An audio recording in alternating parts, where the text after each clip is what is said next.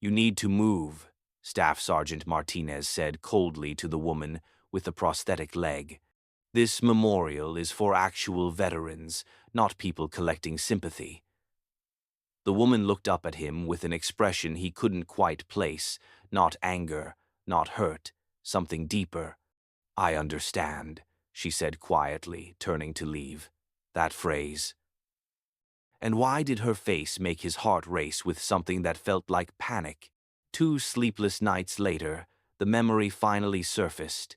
His brother's casket, the folded flag, and this same woman in dress blues saying, I understand your pain, to his sobbing mother.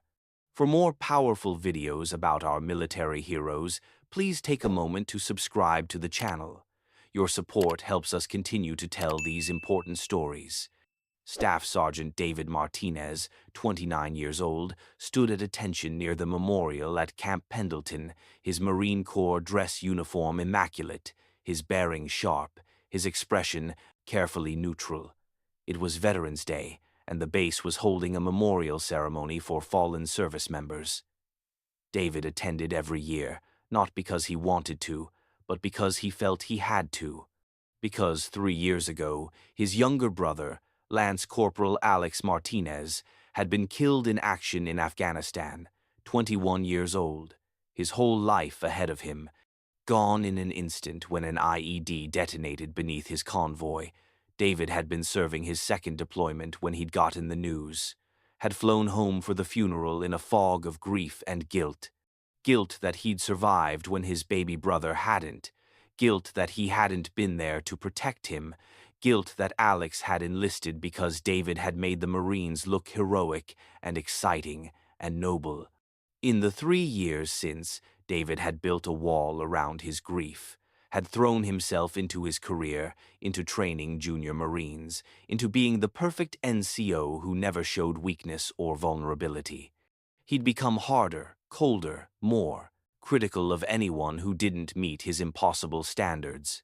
And he'd developed a particular contempt for what he saw as fake veterans, people who claimed military connection without having truly served, who wore uniforms they hadn't earned, who sought sympathy for disabilities that seemed convenient rather than heroic.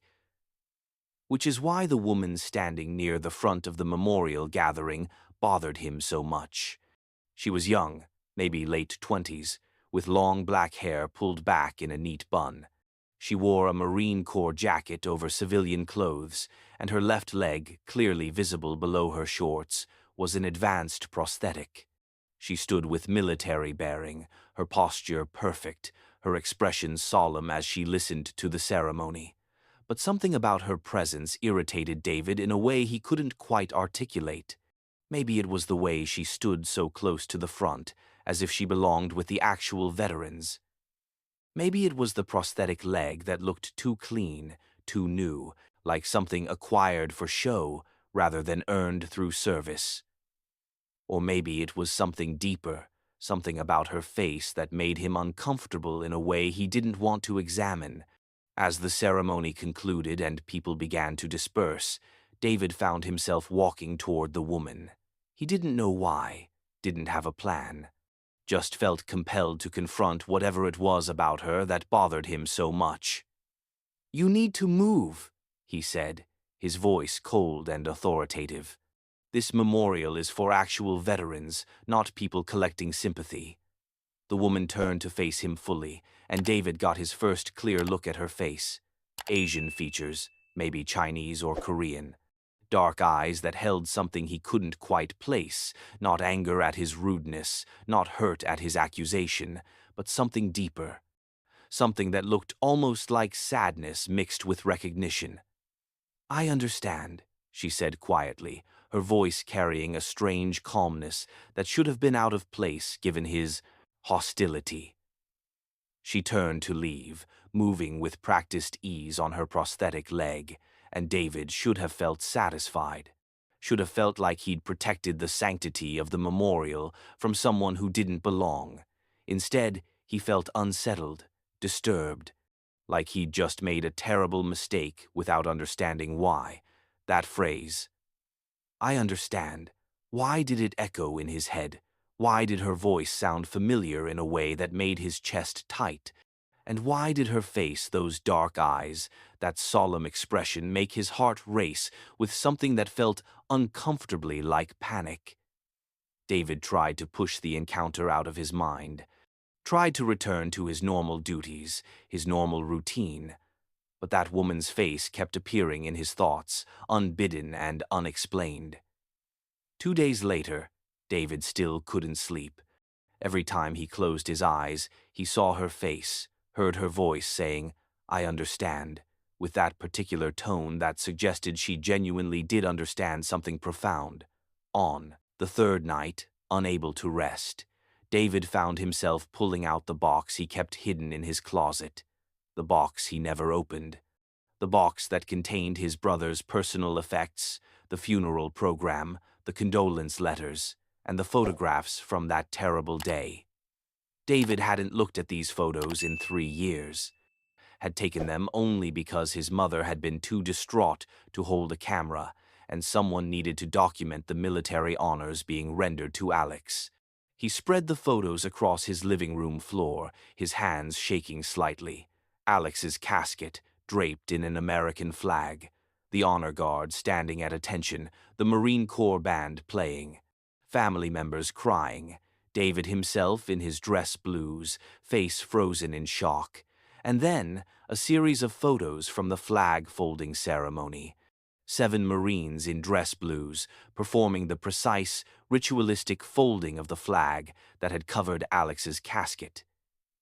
Each fold performed with military precision, each movement carrying centuries of tradition and meaning.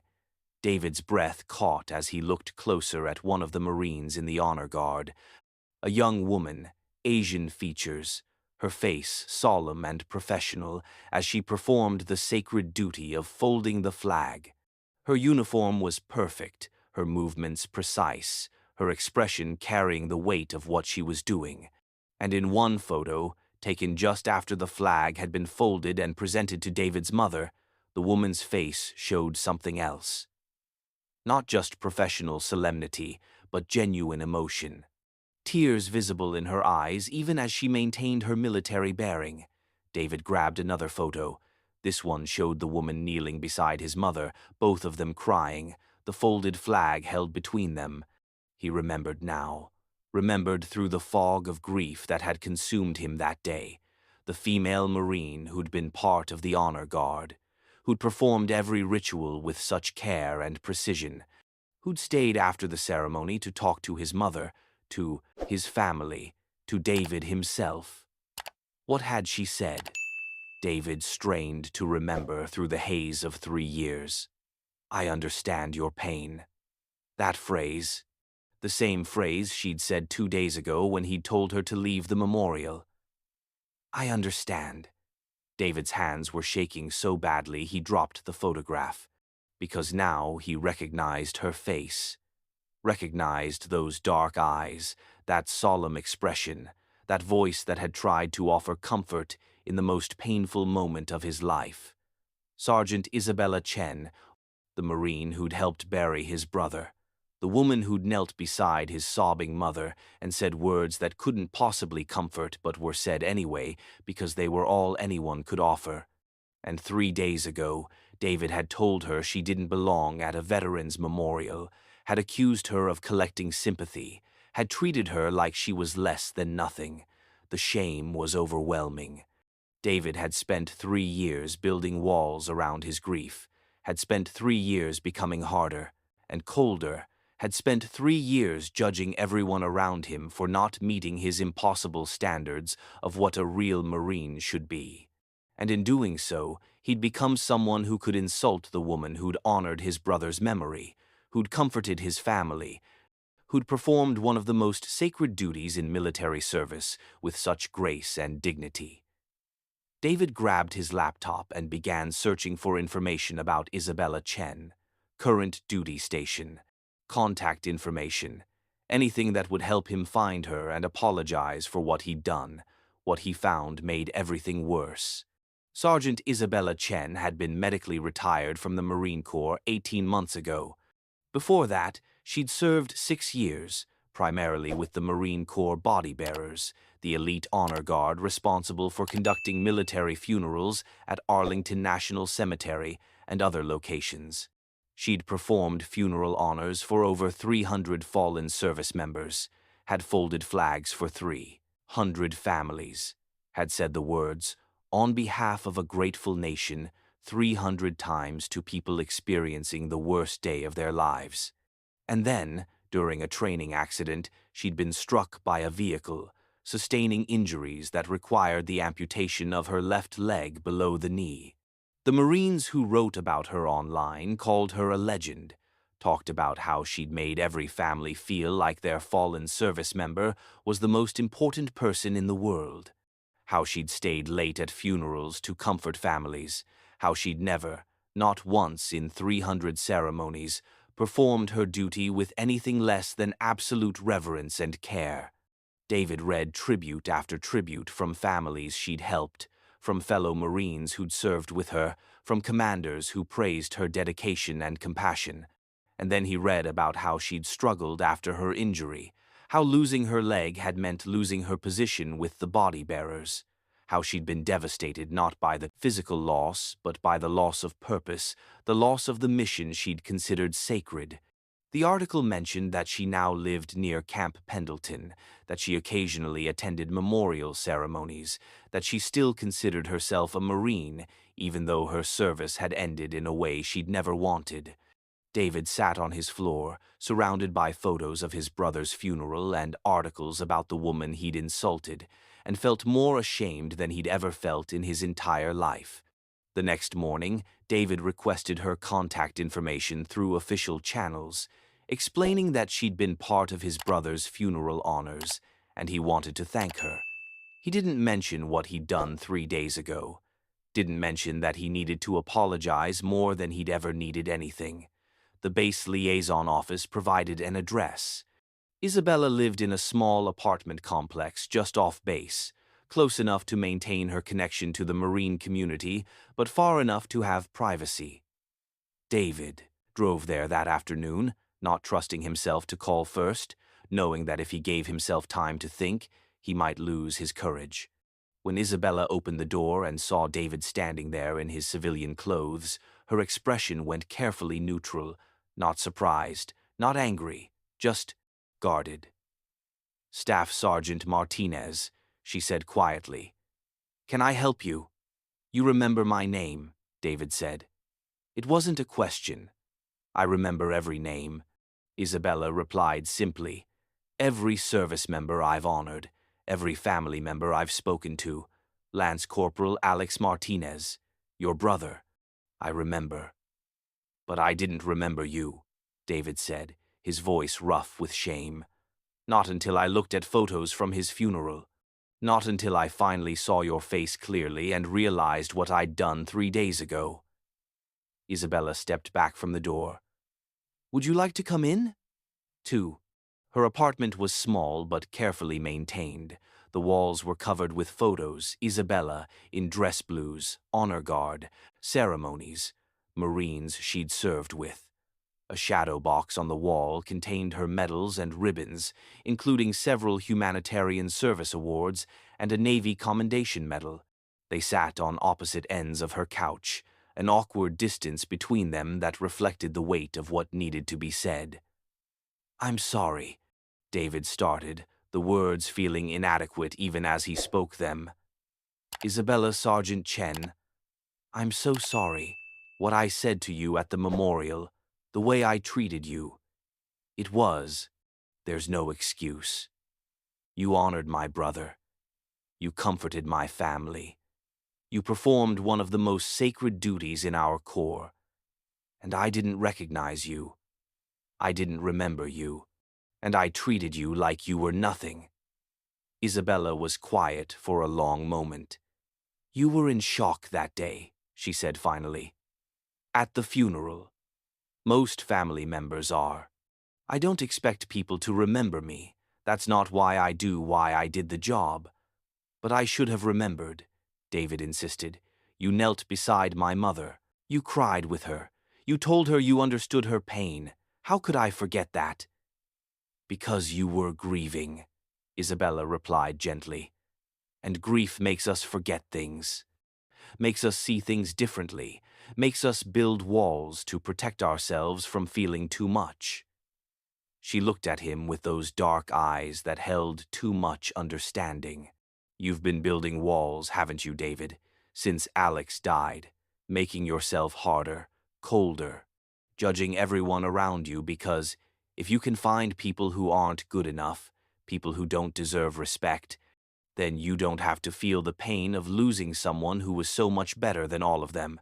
David stared at her, stunned by how accurately she described exactly what he'd been doing for 3 years. How did you? He started to ask. Because I've seen it before, Isabella said. In other family members, in other service members who've lost people they love, grief makes us do strange things, makes us hurt people because we're hurting, makes us forget people who tried to help because remembering them means remembering the pain. She leaned forward slightly. Do you know why I said, I understand when you told me to leave the memorial? David shook his head. Because I did understand, Isabella said. I understood that you were hurting, that you saw my prosthetic leg and decided I was someone safe to direct your anger at, that you needed to feel superior to someone because you've been feeling so inferior since your brother died. That's not fair, David protested weakly. Isn't it? Isabella challenged. Your brother died in combat doing his duty, and you survived, and somewhere deep down you feel guilty about that, feel like you should have been there, should have protected him, should have been the one who died instead of him. Tears were streaming down David's face now, and he didn't bother to wipe them away. He enlisted because of me, because I made it look exciting and honorable and meaningful. He died because I inspired him to join. He died because an enemy combatant planted an IED. Isabella corrected firmly. He died because war is dangerous and unpredictable. He died doing exactly what he chose to do, serving his country with honor. You didn't kill him, David, and surviving him doesn't make you a bad person or a bad Marine.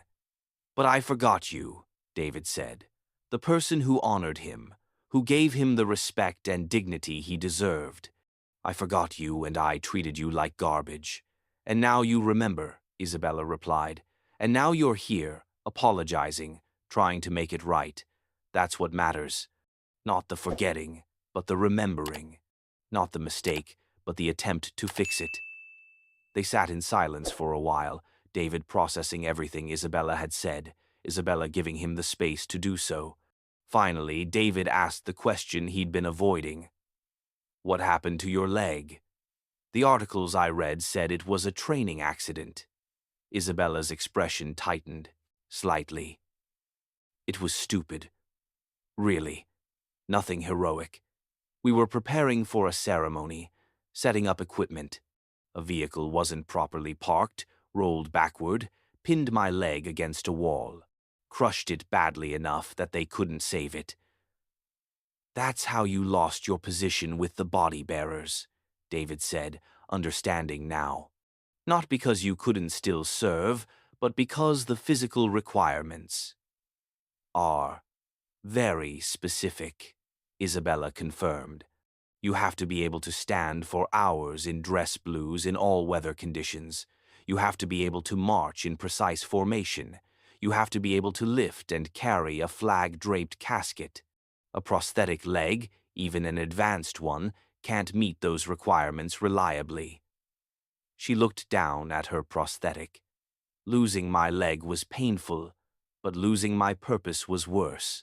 For 6 years, my entire identity was tied to that mission, honoring the fallen, comforting families, being the last person to render honors to service members who gave everything. And then suddenly, it was over, David said, seeing the parallel between her loss and his own grief. Suddenly it was over, Isabella agreed. and I had to figure out who I was if I wasn't the Marine who folded flags and said, on behalf of a grateful nation. Had to learn how to be just Isabella, not Sergeant Chen from the Body Bearers.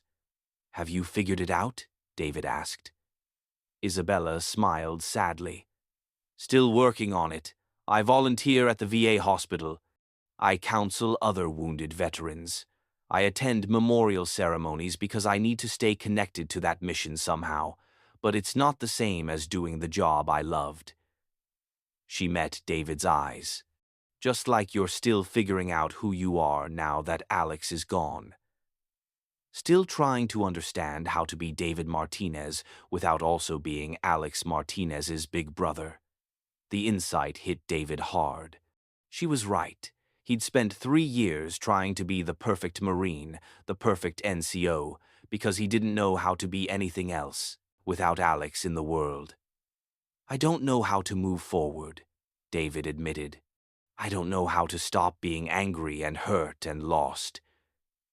You start by remembering, Isabella said. Not just the pain, but the good things. Not just the death, but the life. Tell me about Alex.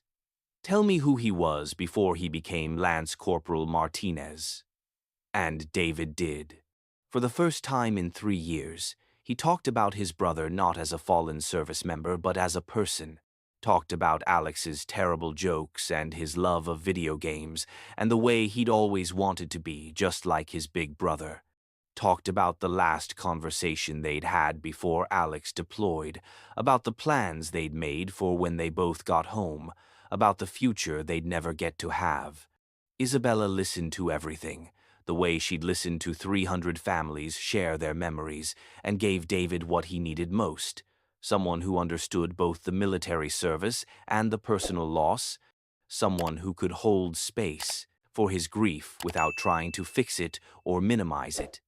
As the afternoon wore into evening, David finally asked, "Why are you being so kind to me? After what I said to you, after how I treated you, why are you helping me?" Isabella smiled. "Because this is still my mission, David. I can't fold flags anymore. I can't present them to families with the words that are supposed to comfort but never really do. But I can still honor the fallen by helping the living, by helping the people they left behind. That's what I'm doing now." She reached out and placed her hand over his. Alex died serving his country, but his death doesn't end with him. It ripples out through everyone who loved him, through you, through your family, through everyone his life touched. And if I can help ease that pain even a little bit, if I can help you find a way to live with the loss instead of being consumed by it, then maybe my purpose hasn't ended after all. David looked at this woman who'd lost her career, her identity, her purpose, and was still finding ways to serve. Who'd been insulted and dismissed by him and responded with compassion instead of anger. Who carried her own pain with such grace that she could help others carry theirs. "I want to do better," he said. "I want to be better. Not just for Alex's memory, but for myself. I don't want to be the angry, judgmental person I've become." "Then start now," Isabella said simply. "Start by forgiving yourself for surviving, for not being perfect, for forgetting me and then remembering. Start by understanding that being strong doesn't mean never feeling pain. It means feeling the pain and choosing to live anyway." Over the following weeks, David found himself visiting Isabella regularly, not because he felt obligated, but because he genuinely valued her friendship and perspective. She helped him process his grief in ways the Marine Corps chaplain never had, helped him understand that honoring Alex's memory didn't mean becoming a hardened version of himself. More importantly, Isabella helped David reconnect with his family. He'd been distant from them since Alex's death, unable to be around people who reminded him of his brother. But Isabella encouraged him to call his mother, to visit his father, to be present for the living, even as he mourned the dead. "Your family lost Alex," Isabella told him one evening as they sat on her apartment balcony watching the sunset. They don't need to lose you, too. They need you to be there, to be present, to be the son and brother you still are. David took her advice, made the calls he'd been avoiding, visited home for the first time in 18 months, cried with his mother over old photo albums, laughed with his father about Alex's childhood misadventures, finally allowed himself to grieve with his family instead of alone, and slowly, the wall David had built around his heart began to crumble. He became gentler with his junior Marines, became more patient with people who didn't meet his standards, became someone who lifted others up instead of tearing them down. 3 months after their reunion, David received orders for a new assignment. He'd been selected to work with the Casualty Assistance Program, helping families navigate the difficult process after losing a service member. When he told Isabella about the assignment, she smiled with genuine pride. "You'll be perfect for that. You understand the family perspective. You know what they're going through. You can help them in ways that someone who hasn't experienced that loss never could." "I learned it from you," David said honestly, "watching how you turn your pain into purpose, how you use your experience to help others. You showed me that losing Alex doesn't have to be the end of my story. It can be the beginning of how I help other people who are going through what I went through." Before David left for his new assignment, he visited his brother's grave for the first time since the funeral. Isabella went with him, not because he asked, but because she understood he needed someone there.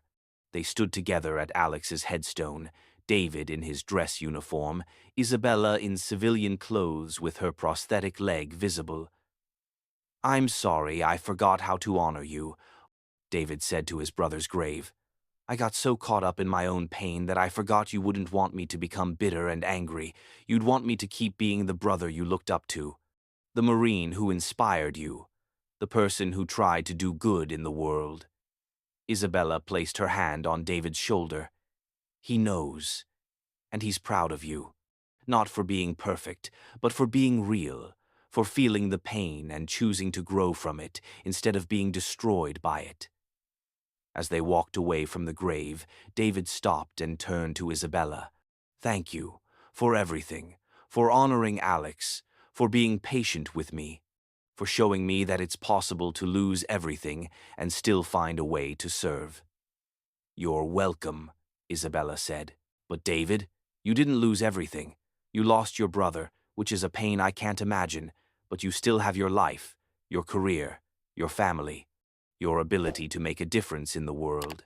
Don't waste those gifts by living in the past." Years later, when David would help families cope with the loss of their service members, he would often think about Isabella Chen, about how she'd taken her pain and transformed it into purpose, about how she'd lost her career but found a new mission, about how she'd been insulted by a grieving Marine and responded with compassion instead of anger. And he would tell those families what Isabella had taught him, that grief is not something you overcome, but something you learn to carry, that honoring the dead means living well, that losing someone doesn't mean losing yourself, unless you choose to let it. David never forgot Isabella again.